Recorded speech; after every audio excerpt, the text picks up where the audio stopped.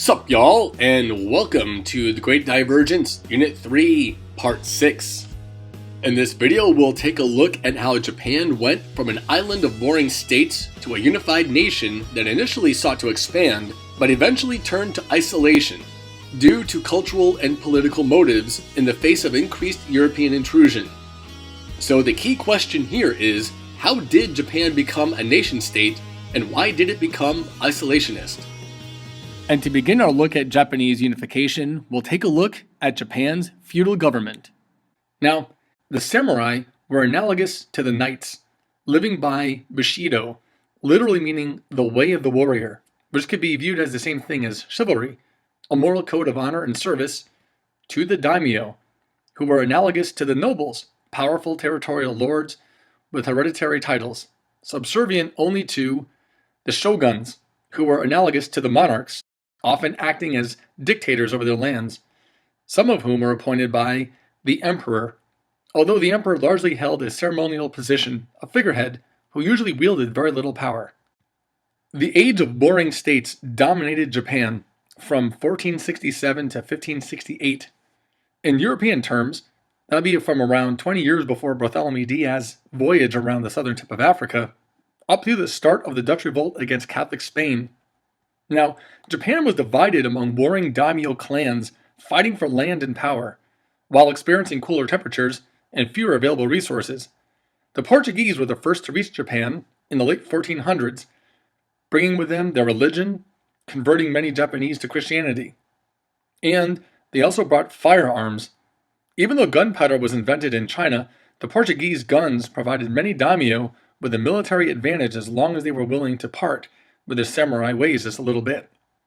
For centuries, Japan was a fragmented, multi-state nation until the emergence of one man. We can largely credit Japanese unification and expansion beginning under Oda Nobunaga, a daimyo who set out in the 1560s to unite Japan under his control. He built a powerful army equipped with guns and cannons under the command of a military genius named Hideyoshi. Together they conquered rival daimyo in central Japan, capturing the city of Kyoto. By the early 1580s, Nobunaga controlled almost half of the provinces in Japan.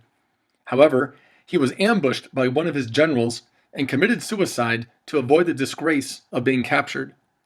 Continuing Nobunaga's goals, Toyotomi Hideyoshi either conquered or won the allegiance of all remaining daimyo, uniting Japan. His story is amazing. Starting out as a lowly peasant, he ascended to the highest position in this country, a feat almost unheard of in history. After assuming power, he set out to make Japan a true nation-state by expelling Christian missionaries and preventing the peasants from using weapons, so that way they would be unable to wage a rebellion against him. Hideyoshi's main ambition, however, was to conquer China. In order to do so, he had to travel through neighboring Korea. Having been denied a safe passage through the lands by the Koreans, he invaded them in the early 1590s, so you can see this path going through here at that time. Korea was essentially a vassal state of China, meaning they paid China a yearly tribute to remain somewhat independent. The Chinese aided the Koreans with troops and supplies. Additionally, the Koreans used their ingenious turtle ships with iron hulls to win several key naval battles against the Japanese. Together, they successfully stopped the Japanese invasion. Nonetheless, Korea would remain dominated by China for the foreseeable future. Hideyoshi died in 1598 due to complications after contracting the plague, which brought Japan back to a position without a dominant leader. The man who would challenge for supremacy over Japan was a daimyo named Tokugawa Ieyasu. Now this painting depicts the Battle of Sekigahara, which took place in 1600 with a total of around 160,000 men facing each other. This was the largest battle ever on Japanese soil and ended with a total victory for the Tokugawa. This painting gives you a little taste of the carnage that there was during this battle. You can see the samurai fighting in hand-to-hand combat. You can see the men on horseback. You can also see the use of guns going on. Now, in 1603, Tokugawa Ieyasu forced the emperor to name him shogun and forced all daimyo to swear loyalty to him. This began an era called the Tokugawa Shogunate, in which Japan entered a period of around 250 years of isolation, keeping the status quo with almost no progress. Now, a shogunate is a type of government. In order to remain in power, the Tokugawa shoguns outlawed Christianity, and they prevented the daimyo from building castles, who also had to provide manpower for the shoguns. Additionally, the daimyo had to spend every other year in Edo, which is Tokyo today, and their families had to stay in Edo permanently.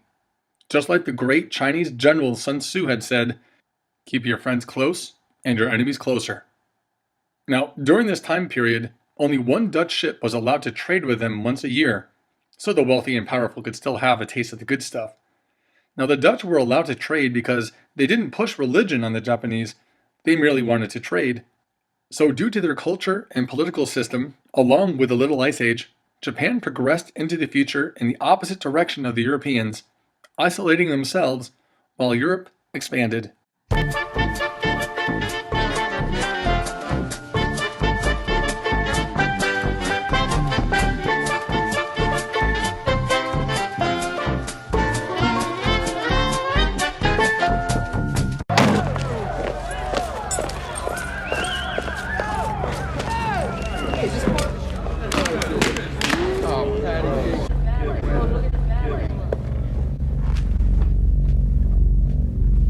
Am I the meanest?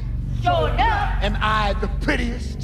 Sure enough. Am I the baddest mofo low down around this town? Sure enough. Well, who am I? Sure enough. Who am I? Sure enough.